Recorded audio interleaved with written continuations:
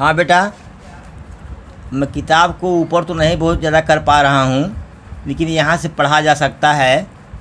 ये पहला आपका है क्या, टिक राइट ऑप्शन, पार्ट 4 में टिक राइट ऑप्शन।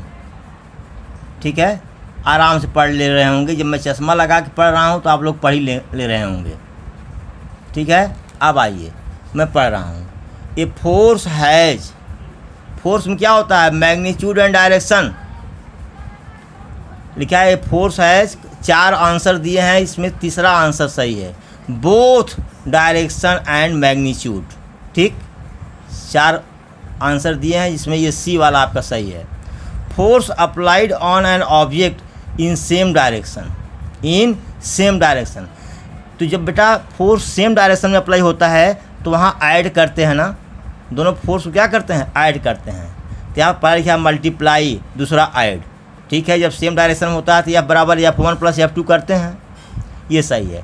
सब्ट्रैक्ट गलत है, डिवाइड गलत है, ये ऐड करते हैं। करा which of the following is a contact force, कौन सा कॉन्टैक्ट फोर्स है, पढ़ाया जा चुका आपको। पहला करा ग्रेविटेशनल फोर्स, नो, ये नॉन कॉन्टैक्ट फोर्स है। दूसरा क्या कह रहा है, इलेक्ट्रोस्टैटिक फोर्स, नो। तीसरा क्या कह रहा है, सी क्या कह रहा है, फ्रिक्शनल फोर्स, यस। ठीक है, फ्रिक्शनल फोर्स जो होता है वो कॉन्टैक्ट फोर्स होता है, आपको बताया गया है। फिर कह रहा है if the force remain constant, अगर फोर्स नियत हो, द एरिया डबल, और एरिया को दूना कर दिया जाए, प्रेशर विल बी हाफ, क्या हो जाएगा, हाफ हो जाएगा। भाई पी क्या लिखते हो, P = F/A लिखते हो ना। जब यही जब कर दोगे क्या, P' कितना हो जाएगा, F/2 ये कर दो तो क्या हो जाएगा, 1/2 कॉमन हो जाएगा। ठीक, तो F/A बराबर क्या हो जाएगा, P/2, यानी प्रेशर क्या हो जाएगा, आधा हो जाएगा। चलिए, ये टिक द राइट ऑप्शन केवल आपको करना है इसमें। इसके बाद आगे देखते हैं, ये नीचे वाला क्वेश्चन नहीं करना है आपको। हाँ बेटा, किताब को मैं थोड़ा सा ऊपर कर रहा हूँ, थोड़ा सा ऊपर कर रहा हूँ। आप fill in the blanks, match the column, जिसे आप आराम से नोट कर सकें। अगर आपके पास बुक नहीं है तो बुक तो होनी चाहिए आपके पास। अब नहीं ले रहे हैं तो मेरी क्या गलती है। ठीक है, वीडियो को रोकिए, आप आराम से इसको नोट कर लीजिए। चलिए, करा the gravitational force is always in nature, nature माने प्रकृति, मतलब जैसे कहते भी है उनका बड़ा झगड़ालू नेचर है, स्वभाव, नेचर मीन्स स्वभाव। तो ग्रेविटेशनल फोर्स का स्वभाव कैसा है, अट्रैक्टिव, ये हमेशा हर चीज़ को अपनी ओर खींचती ही है, किसी को भगाती नहीं है। Attractive, ATTRACTIVE, attractive. फिर कह रहा है electrostatic force is a non contact force, आप जानते हैं। फिर कह रहा है कि south pole of magnet repel the south pole. देखो बेटा, मैग्नेट में 2 पोल होते हैं, एक नॉर्थ पोल, एक साउथ पोल। सेम पोल जो होंगे वो एक दूसरे को रिपेल करेंगे, मतलब प्रतिकर्षित करेंगे, और अपोजिट पोल जो होते हैं अट्रैक्ट करते हैं। क्या करते हैं, अट्रैक्ट। इन नॉर्थ को रिपेल कर देगा, साउथ को रिपेल कर देगा, लेकिन जब नॉर्थ साउथ होंगे तो आपस में सट जाएंगे तुरंत। तो कह रहा है क्या, the south pole of magnet repel the south pole of another magnet. भाई दोनों साउथ पोल हैं तो रिपेल करेंगे, रिपेल माने प्रतिकर्षित करना होता है। फिर इफ़ द फोर्स इंक्रीजेज, जब फोर्स बढ़ता है द प्रेशर इंक्रीजेज, प्रेशर भी बढ़ता है। अगर फोर्स बढ़ेगा तो प्रेशर इंक्रीज करेगा।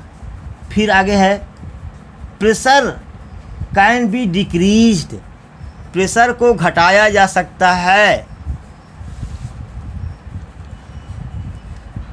प्रेशर को कैसे घटाएंगे, एरिया को बढ़ा करके। यहाँ मैंने गलत लिख दिया है, यहाँ पर गलत लिखा है हमने। Pressure can be decrease, pressure को घटाया जा सकता है, क्या लिखेंगे, इंक्रीजिंग, बाई इंक्रीजिंग, क्या लिखेंगे, by INCREASING, by increasing the area over the force is acting.